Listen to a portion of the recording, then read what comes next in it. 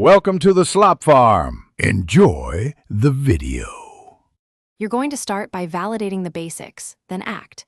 First, make sure you know your Apple ID and password and that two-factor verification codes are accessible.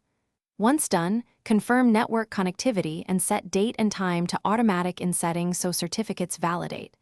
Now force close messages and reboot the device. This clears stale tokens.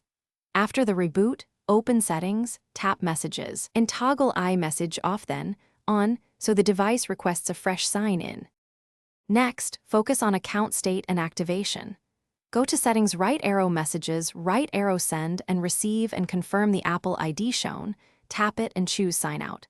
Then visit Settings, right arrow your name, right arrow iCloud, and sign out there too if needed. Sign back in using Apple ID credentials. When prompted, enter the two-factor code and wait.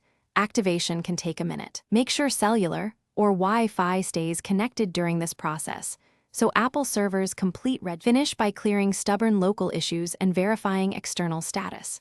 If iMessage still signs you out, reset network settings, Settings right arrow General right arrow Transfer, or reset iPhone right arrow reset network settings, then repeat sign-in. This clears DNS and VPN quirks.